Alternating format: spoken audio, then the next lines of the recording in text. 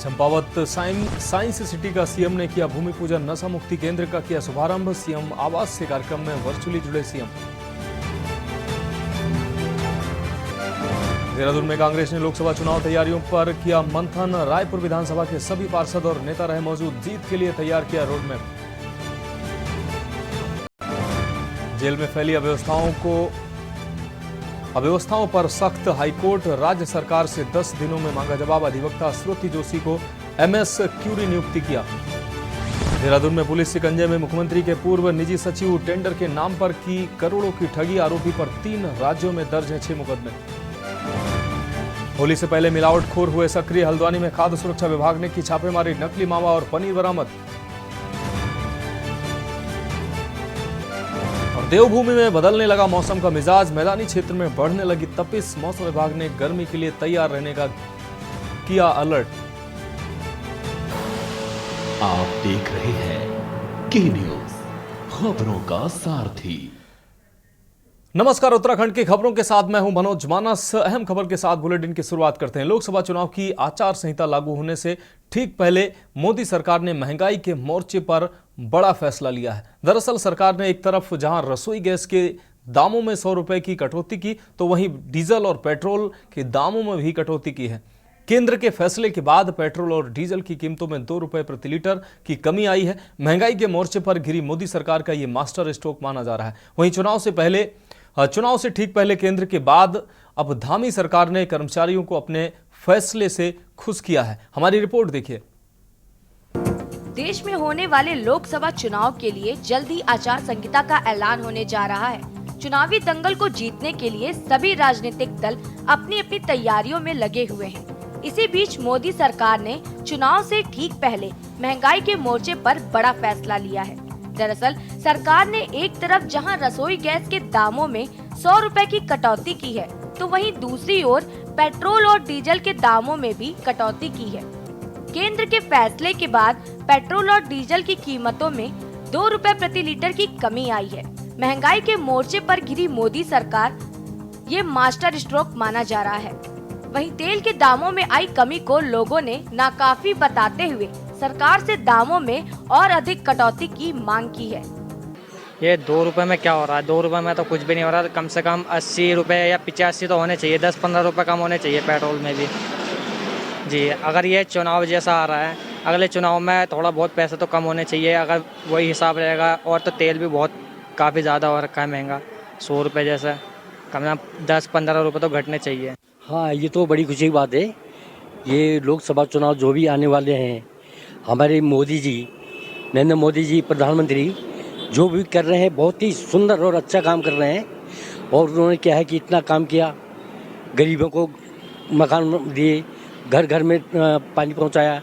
और ये अब की जो है डीजल के दाम भी 2 रुपये कम कर दिए। ये बड़ी खुशी की बात है। सर अभी देखिए पेट्रोल डीजल पे कम हुआ है 2 रुपये। मैं ये कहना चाहता हूँ कि इलेक्शन के टाइम पर ही क्यों कम करते हैं ये, वो भी 2 रुपये। 2 रुपये से क्या होगा सर? पब्लिक को संतुष्टि मिल जाएगी? मेरे हिसाब से तो नहीं। कम से कम अगर कम करना ही है तो 15 से 20 रुपये कम करना चाहिए था। सबसे पहली बात तो ये है, ठीक है। लेकिन अब मेरा सबसे बड़ा सवाल ये है कि इलेक्शन के टाइम पर ही क्यों? आपको बता दें कि चुनाव में एक ओर जहां सत्ता पक्ष अपनी उपलब्धियों को जन जन तक पहुंचा रहा है, तो दूसरी ओर विपक्ष सत्ता पक्ष की नाकामियों को घर घर तक पहुंचा रहा है। हालांकि इस बीच मोदी सरकार ने दामों में कुछ कटौती जनता को थोड़ी राहत तो जरूर दी है। इसके साथ ही चुनाव से ठीक पहले केंद्र के बाद धामी सरकार ने भी कर्मचारियों को अपने फैसले से खुश किया है। दरअसल सरकार ने कर्मचारी, शिक्षक व पेंशनरों के लिए 4% महंगाई भत्ते का ऐलान किया है। इससे कर्मचारियों और अधिकारियों के वेतन में न्यूनतम 750 से लेकर 8,000 रुपए तक का इजाफा होगा। वहीं राज्य में अब इस मुद्दे पर सियासत गर्मा गई है। सत्ता पक्ष का कहना है कि विपक्ष के पास अब कोई मुद्दा नहीं बचा है, जबकि विपक्ष का कहना है कि चुनाव के समय थोड़ी राहत देकर सत्ता पक्ष इसे बड़ी उपलब्धि बता रहा है, जबकि जनता बेरोजगारी, महंगाई से परेशान है। पहली बात तो यह है कि भारतीय जनता पार्टी कर्मचारियों के साथ है और उनके जो भी इश्यूज रहते हैं उनको बहुत गंभीरता से एड्रेस करते हैं, उसके समाधान करने का प्रयास करती है। उसी क्रम में मैं इसको देख रहा हूँ कि जो हमारे कर्मचारी थे उनको महंगाई भत्ता दिया गया है और उनके जो जो इश्यूज हैं उनको रिजॉल्व करने का हम लोग प्रयास कर रहे हैं। ये निश्चित रूप से चुनावी पुलाव है कि 5 साल आप जनता को महंगाई की चक्की में पीसते रहिए और उसके बाद ठीक एंड चुनाव से पहले आप इस तरह की 1-1, 2-2 रुपए की राहत दें। तो जनता को समझना होगा कि सबका साथ, सबका विकास और सबका विश्वास की बात करने वाली पार्टी ने किस तरह से आज प्रदेश के, देश के युवाओं को बेरोजगार छोड़ा हुआ है, किस तरह से महंगाई आसमान छू रही है, किस तरह से महिला अपराध बढ़ रहे हैं देश के अंदर, किस तरह से खाद्य पदार्थों के दाम बढ़े हुए हैं कि एक महिला की रसोई के बजट में एक कुठाराघात हुआ है। तो कहीं ना कहीं ये जनता को भी समझना होगा कि सत्तारूढ़ दल केवल चुनाव जीतने के लिए, वोट उगाही के लिए राहत पर राहत देने की अब कोशिश कर रहा है। एक बार आप सत्ता दे देंगे तो पुनः अगले 5 साल के लिए आप महंगाई की चक्की में पिसेंगे। कि लोकसभा चुनाव नजदीक देखिए, सरकार तमाम प्रकार के प्रलोभन देने का काम कर रही है, लेकिन कर्मचारियों की जो सबसे बड़ी मांग है वो ओपीएस की मांग कर रहे हैं और उसके लिए कई बार वो सड़क पे उतर के संघर्ष भी कर चुके हैं। दिल्ली तक जो है वो बड़ी रैली करके आ गए हैं और कर्मचारी लगातार जो है हर विभाग में उसकी कई मांगे हैं। हर विभाग के, चाहे वो जूनियर इंजीनियर हों, चाहे वो लिपिक सहायक हों या अन्य कर्मचारी हों, वो अपनी वेतन बढ़ोतरी के लिए, अपनी पदोन्नतियों के लिए, वेतन विसंगतियों के लिए लगातार सरकार के दरवाजे पर जो है, चौखट पर जो है अपनी मांगे रख रहे हैं। फिर भी सरकार उनसे कोई बातचीत नहीं करी, उनकी समस्याओं का समाधान नहीं कर रही है। और ये जो डीए बढ़ाने की बात है, ये तो केवल ऊँट के मुंह में जीरे जैसी बात है। कुल मिलाकर चुनाव से पहले मोदी और धामी सरकार ये फैसला मास्टर स्ट्रोक माना जा रहा है। ऐसे में सवाल ये है कि क्या भाजपा ने महंगाई के मोर्चे पर जंग जीत ली है? क्या भाजपा ने विपक्ष से महंगाई और कर्मचारियों का मुद्दा भी छीन लिया है? क्या भाजपा को चुनाव से ठीक पहले लिए गए इन फैसलों का फायदा मिलेगा या नहीं? Uttarakhand desk report. अब बात करेंगे अगली अहम खबर की। मोदी सरकार ने लोकसभा चुनाव से पहले आम जनता को महंगाई से थोड़ी राहत दी है। दरअसल रसोई गैस की कीमतों में कटौती के बाद केंद्र सरकार ने पेट्रोल और डीजल की कीमतों में कटौती की है, जिससे आम जनता में खुशी है। आपको बता दें कि पेट्रोल और डीजल की कीमतों में 2 रुपये प्रति लीटर की कटौती की गई है। इसके बाद देहरादून में अब पेट्रोल 93 रुपये 31 पैसे प्रति लीटर है, जबकि डीजल 88 रुपये 19 पैसे प्रति लीटर हो गया है। वहीं तेल के दामों में आई कमी को लोगों ने नाकाफी बताते हुए सरकार से दामों में और अधिक कटौती की मांग की है। आपको बता दें कि केंद्र सरकार ने अंतर्राष्ट्रीय बाजार से सस्ता तेल खरीदने को दाम घटाने की वजह बताया है।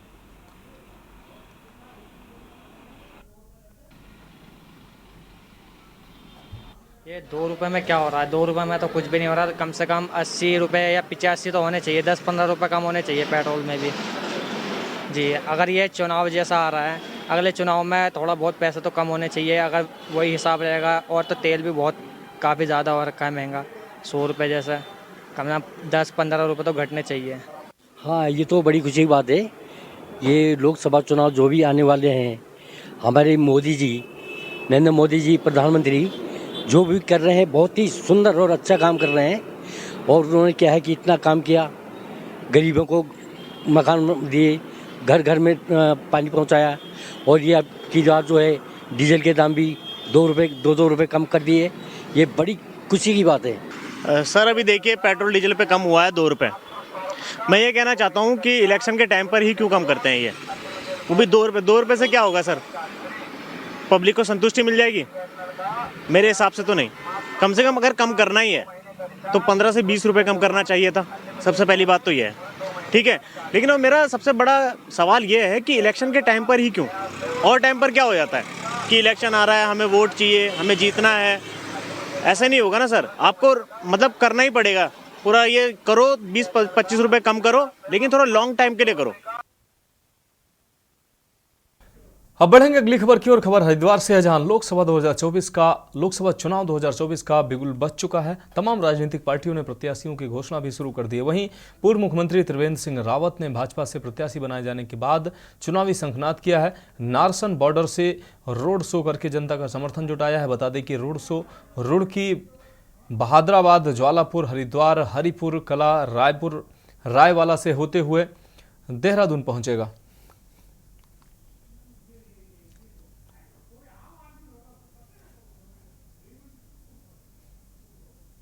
देख रहे हैं चारों तरफ, यहाँ पर 12-1 बजे पहुंच जाता है, 4 बजे पहुंच रहे हैं। कार्यकर्ताओं का जोश देखने को मिल रहा है और निश्चित रूप से कार्यकर्ताओं का जोश ही किसी भी जीत के लिए जरूरी होता है और इस सीट को पहले से बेहतर मत हो जीते। कोई चुनौती नहीं है, कोई नहीं, अकेली भाजपा है।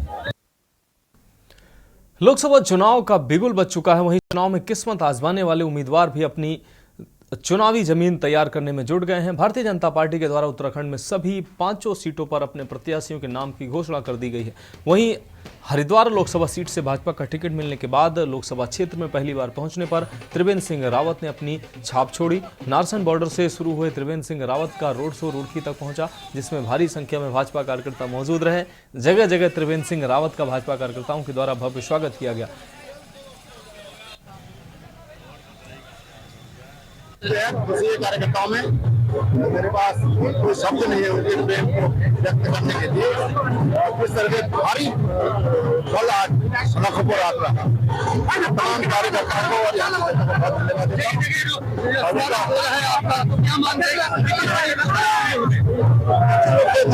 मुझे पता नहीं कितनी जगह कार्यकर्ता छाया। अब बढ़ेंगे अगली खबर की ओर। उत्तराखंड में लोकसभा चुनाव को लेकर अभी से ही पार्टियों के साथ साथ शासन प्रशासन भी तैयारियों में जुट चुका है। इसी कड़ी में आज राजधानी देहरादून के जिला सूचना अधिकारी ने सभी पत्रकारों की एक कार्यशाला का आयोजन किया। इस कार्यशाला में जिला सूचना अधिकारी के द्वारा बताया गया कि किस तरीके से सभी मीडिया कर्मियों को बूथ पर कार्य करना है और किस तरीके से अपने चैनलों या फिर अपने अखबारों में खबरों का प्रसारण करना है। इसके साथ ही सूचना अधिकारी ने मीडिया कर्मियों को यह भी बताया कि फेक न्यूज की मॉनिटरिंग कैसे की जाएगी और किस तरीके से उनको अपने खबरों को प्रसारित करना है। उसके साथ उन्होंने बताया कि खबरों को मॉनिटरिंग करने के लिए एक कमेटी का गठन किया गया है, जो कि सभी खबरों पर नजर रखेगी ये कमेटी और निर्वाचन आयोग को इसकी रिपोर्ट भी सौंपी जाएगी।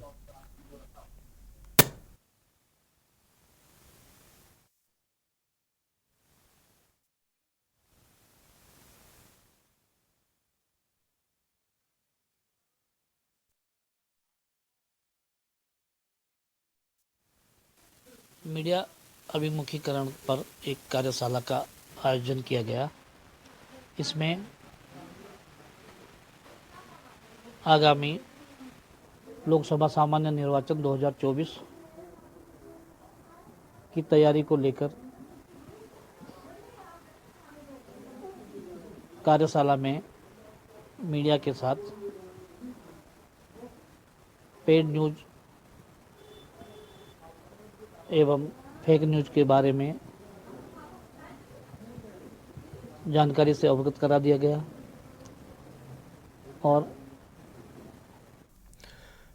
खबरों में वक्त एक ब्रेक का है, जल्द हाजिर होंगे।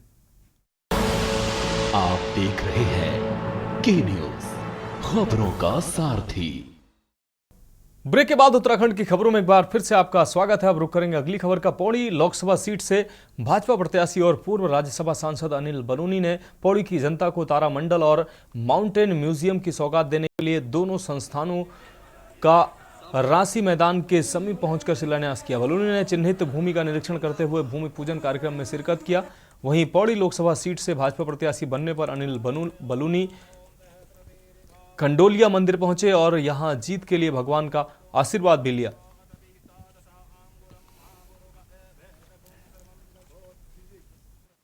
पहले तो बहुत बहुत धन्यवाद करना चाहूँगी मैं अपने शीर्ष नेतृत्व का। भाजपा ने अपने प्रत्याशी घोषित करने के साथ साथ पौड़ी को एक गढ़वाल का बेटा दिया है, जिन्होंने अभी आज अगर आप देखेंगे हमारे पीछे तारामंडल का व पर्वतीय क्षेत्र का यहाँ पे उनको उद्घाटन भी हुआ है। और उस उपलक्ष्य में हम लोगों को यहाँ पे एक बैठक भी थी और एक रैली भी थी, जिसमें अनिल बलूनी जी द्वारा काफ़ी पौड़ी को कई सौगात दी गई है, उत्तराखंड को कई सौगात दी गई है। पिछले अपने 6 साल के कार्यकाल में उन्होंने बहुत ही अच्छा कार्य करते हुए हमें, सबसे बड़ी बात उन्होंने हमारा जो लोकल त्यौहार है, जो लोक पर्व है बुग्याल, उसको पूरे प्रदेश में एक पहचान दिलाई है। और मैं धन्यवाद करना चाहूँगी सभी देवतुल्य जनताओं का, मातृशक्ति का, जो आज यहाँ उपस्थित हुए और उनका बहुत बहुत स्वागत और आभार।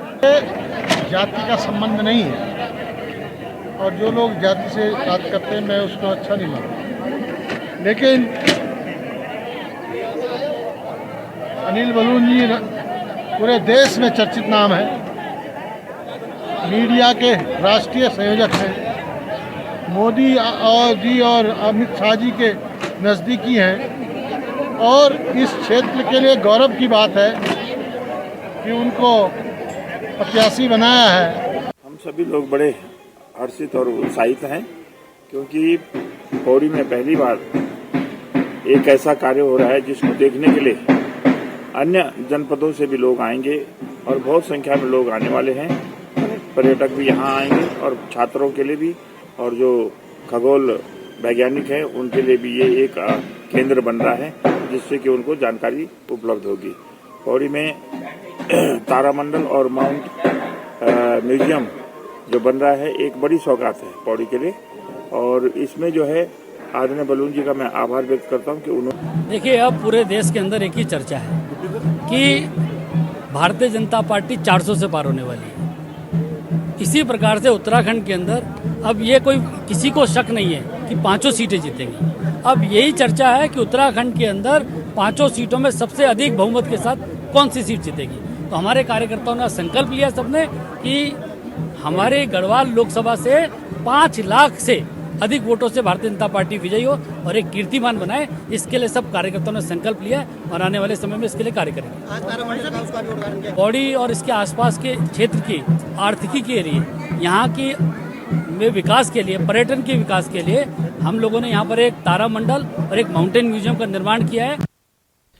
अब रुक करेंगे अगली अहम खबर की। लोकसभा चुनाव को लेकर सभी दलों की तैयारियां तेज हो गई हैं, जिसके चलते मुख्य विपक्षी दल कांग्रेस पार्टी से मसूरी के पूर्व विधायक व टिहरी लोकसभा प्रत्याशी ज्योत सिंह गुनसोला ने पूर्व कैबिनेट मंत्री हीरा सिंह बिष्ट के आवास पर टिहरी लोकसभा के अंतर्गत रायपुर विधानसभा के सभी पार्षद और नेताओं के साथ बैठक कर जनहित के मुद्दों पर चर्चा की। इस बीच ज्योत सिंह गुनसोला ने कहा कि हम कांग्रेस की जीत की परिकल्पना को साकार बनाने के लिए काम कर रहे हैं।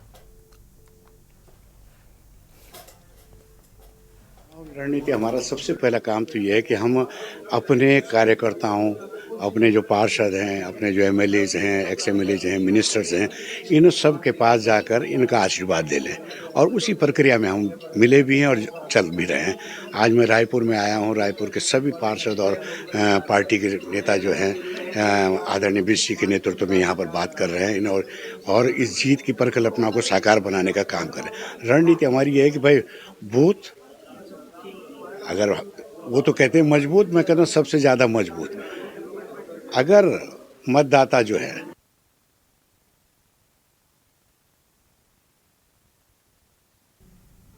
अगली खबर मसूरी से है, जहां दून बिहार पेयजल योजना जाखन व विजय कॉलोनी वार्ड की सड़कें तथा विभिन्न स्थानों पर पार्क निर्माण, लोकार्पण व शिलान्यास कार्यक्रम कैबिनेट मंत्री गणेश जोशी ने अपने सरकारी आवास में किया है। वहीं इस अवसर पर एमडीडीए पेयजल निगम के अधिकारी मौजूद थे। मीडिया को संबोधित करते हुए गणेश जोशी ने कहा कि मुख्यमंत्री पुष्कर सिंह धामी का ये संकल्प है कि भाजपा जिस प्रोजेक्ट का लोकार्पण करती है उसका शिलान्यास भी अपने ही कार्यकाल में करती है। इतने कम समय में लोकार्पण और शिलान्यास का कार्यक्रम भाजपा के अलावा कोई दूसरी राजनीतिक पार्टी कर ही नहीं सकती। आगे कैबिनेट मंत्री ने कहा कि भारतीय जनता पार्टी सबका साथ, सबका विश्वास और सबका विकास के प्रयास में आगे बढ़ती है। दिल्ली के अंदर एक संवेदनशील सरकार नरेंद्र मोदी के नेतृत्व में चल रही है,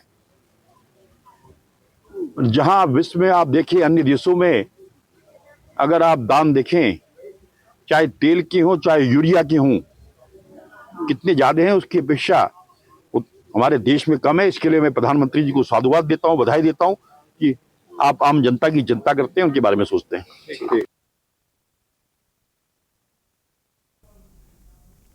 अब रुक करेंगे अगली खबर का। होली के मद्देनजर बाजारों में नकली मावे की खपत बढ़ जाती है। मिठाइयों के निर्माण में इस मावे को मिलाया जाता है, लिहाजा खाद्य सुरक्षा विभाग ने छापेमारी अभियान शुरू कर दिया है। हल्द्वानी में खाद्य सुरक्षा विभाग को बड़ी सफलता मिली है। जिला खाद्य सुरक्षा अधिकारी अभय कुमार ने बताया कि बड़ी मात्रा में नकली मावा व पनीर बरामद किया गया है। मुरादाबाद से हल्द्वानी की बस में यह मावा और पनीर रखवाया गया था। फिलहाल जब से खाद्य सुरक्षा विभाग ने इस मावे को पकड़ा है, तब से इसे क्लेम करने के लिए कोई सामने नहीं आया है।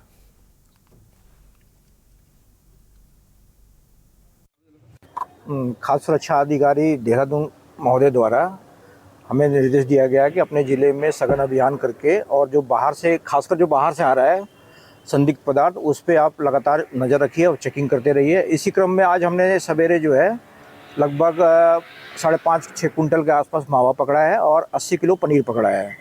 अभी उसको क्लेम करने के लिए कोई नहीं आया है। अभी वो एक तरह से हम लावारिस उसको मान रहे हैं और वो तहसील परिसर में रखा हुआ है। कहाँ से लाया जा रहा था सर? ये मुरादाबाद से आया था। और एक जो पनीर है उसके बारे में पूरा पता नहीं है, क्योंकि वो ऐसी लावारिस हालत में रखा हुआ था। अगली खबर नैनीताल से है, जहां देवी सड़क में जलभराव को लेकर लोगों ने हाई कोर्ट में जनहित याचिका दायर की, जिस पर सुनवाई करते हुए हाई कोर्ट ने नगर निगम कोटद्वार से जल्द सड़क किनारे फैली गंदगी और जलभराव को ठीक कराकर प्रगति रिपोर्ट पेश करने को कहा है। मामले की सुनवाई 24 अप्रैल को होगी। बता दें कि कोटद्वार न्यायालय परिसर के अधिवक्ता जितेंद्र सिंह रावत ने उच्च न्यायालय में जनहित याचिका दायर कर कहा कि कोटद्वार की सबसे व्यस्ततम सड़क में फैली गंदगी और जलभराव से यहां से गुजरने वाले लोगों को आए दिन गंदगी का सामना करना पड़ता है। सड़क में फैली गंदगी बीमारियों को दावत भी दे रही है। कोटद्वार में एक देवी रोड है जो बहुत जानी मानी रोड है, जिसमें सबसे ज़्यादा बसाया था वहाँ पर कोटद्वार की। वहाँ पर इतनी गंदगी फैली रहती है रोडों में, रोड के किनारे जितने भी आपके वो पानी भरा रहता है हमेशा। तो वहाँ पे जितेंद्र सिंह रावत जो वहाँ पर अधिवक्ता है कोटद्वार परिसर में, उनके द्वारा ही जनहित याचिका की गई, जिसमें नगर निगम के लिए से ये मांग करी गई थी, क्योंकि बहुत प्रतिवेदन देने के बाद भी उन्होंने कोई इस पर कार्रवाई नहीं करी। तो इसलिए हमने आज जनहित याचिका उनके नाम से उन्होंने डलवाई थी, जिसमें माननीय उच्च न्यायालय ने नगर निगम को निर्देशित किया है। अब बढ़ेंगे अगली खबर की ओर। खबर नैनीताल से, जहां उत्तराखंड हाईकोर्ट ने जेल में फैली अव्यवस्थाओं और जेल के जर्जर भवन का स्वतः संज्ञान वाली जनहित याचिका पर सुनवाई करते हुए राज्य सरकार से पूछा है कि जेल को शिष्ट किया जाए या इसका सुधारीकरण किया जाए। 10 दिनों के भीतर स्थिति स्पष्ट करें। कोर्ट ने अधिवक्ता श्रुति जोशी को MS क्यूरी नियुक्त कर जेल निरीक्षण करने के साथ ही कैदियों से मिलकर उनकी समस्याएं सुनने के साथ ही जेल में बंद कैदियों को मुख्य धारा से जोड़ने के लिए रोजगार परक प्रशिक्षण देने की व्यवस्था पर सुझाव देने को कहा है।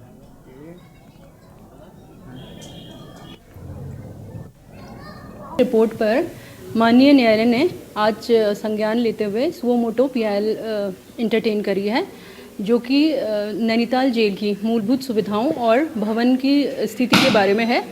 नैनीताल की जो बिल्डिंग है, जेल की बिल्डिंग 1906 में बनी है और बहुत जर्जर अवस्था में है। कई जगह से यहाँ पे पानी टपकता रहता है और मूलभूत सुविधाओं की बहुत कमी है। ये जो जेल है, इसकी कैपेसिटी केवल 70 कैदियों की है, जिसमें कि 140 कैदी अभी रह रहे हैं और उनको प्रॉपर सुविधाएं जो कि एक इंसान होने के नाते उन्हें मिलनी चाहिए वो नहीं है। और दूसरा, जेल की एक्सेस जो है वो रोड से, हॉस्पिटल से नहीं है।